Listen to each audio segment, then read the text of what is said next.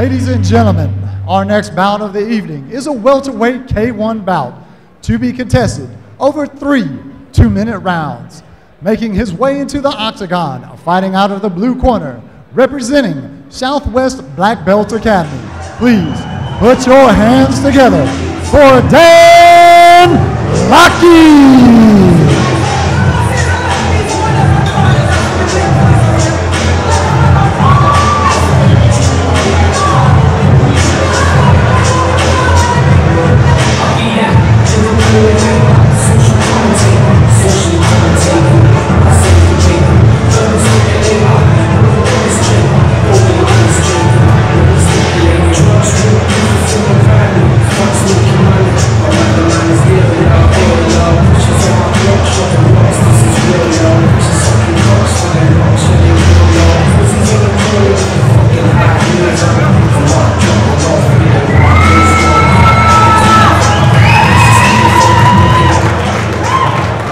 His opponent this evening, making his way to the octagon, fighting out of the red corner, representing Nova Forza. Please put your hands together for Andrew Delve.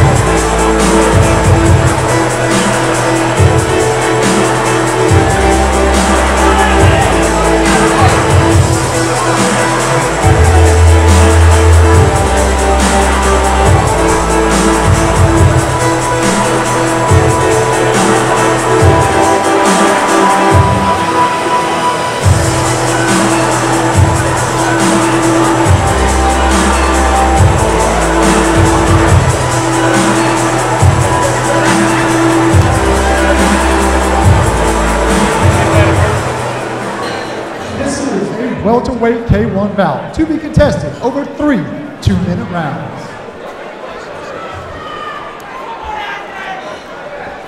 So, a welterweight K1 challenge, as you heard from MC Pierre Goulet, 3 2-minute rounds of action. Dan Lougheed, Southwest Black Belt Academy, against Andrew Delve from Nova Forza. And Josh, immediately you can see the height advantage of Delve, who we've seen fight here before. We certainly have, Malcolm. A good performance put on by Delve on previous outings here on Fusion Fighting Championships, but as you mentioned, a very significant reach advantage for him.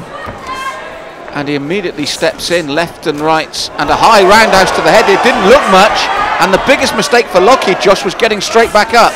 Yeah, I think so. He could have taken an opportunity to rest a little there, but that high kick really wrapping right around the back of the head of Dan Lougheed. And a good confident start from Andrew Delve, and he's using combinations nicely. Now Lougheed hasn't got a bad jab himself, but he's taking that punishment at range from Delve. Yeah, Delve landing a couple of excellent shots to the body, a real searching straight right hand, and then that body kick. He's really showing versatility in his strikes early on here. Well, Delve got in nicely on the inside there, but took a low kick to the calf. And to be honest, that's what Delve's got to do against, Lougheed's got to do against a man like Delve. Lougheed needs to get inside those long limbs and work in close. But at the moment, Andrew Delve's confidence is keeping him at the range he wants, which is going to be a big problem for Lougheed if this fight goes any distance. Yeah, Delve just seems to be landing the much crisper strikes as we see a sweet left hook that was, Josh. A sweet left hook. So he's been knocked down with a right roundhouse to the head and a left hook to the head. Very versatile is Delve. Well, as we said, it's very hard for Lougheed to know which shots are coming at him at this rate, because Delve is throwing straight, he's throwing around the edges, and he's mixing the kicks and the upper body strikes. Well, the problem for Lougheed, as you can see, he's staying at the range that suits Andrew Delve down to the ground.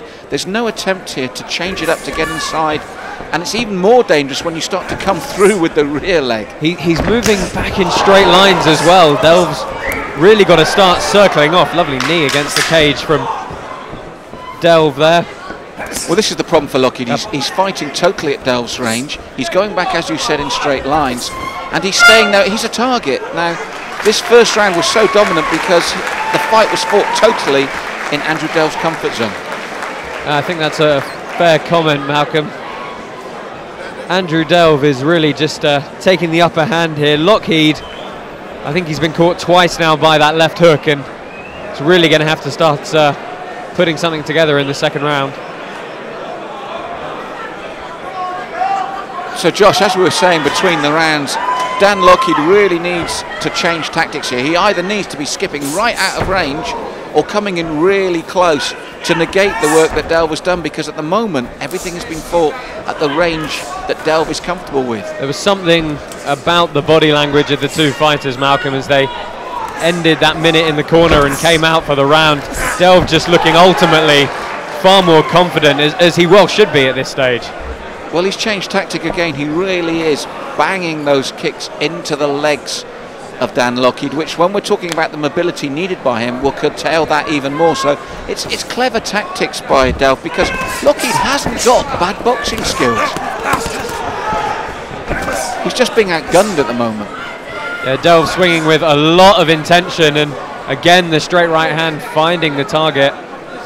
Really is a problem for Lougheed that he's not circling at all. He's just getting driven back against the cage, and of course then there's nowhere to go. Well, I've got to be honest, Josh, if one more of these, and I'd be tempted to stop it as the referee. He's been down twice already in this round. No counts, but the refs had a good look at him. Some very nice, sorry Malcolm, there's some very nice parrying from Delve with that right hand, just seeing the incoming jab, parrying it away, and immediately launching an assault straight back at Lougheed. Well, this is the thing for Lougheed. Every time something meaningful lands, you get the feeling he's going to go. And this time I'm sure it's going to be it. And if I was the referee, this would be it for me. I'd say, you've had enough, son.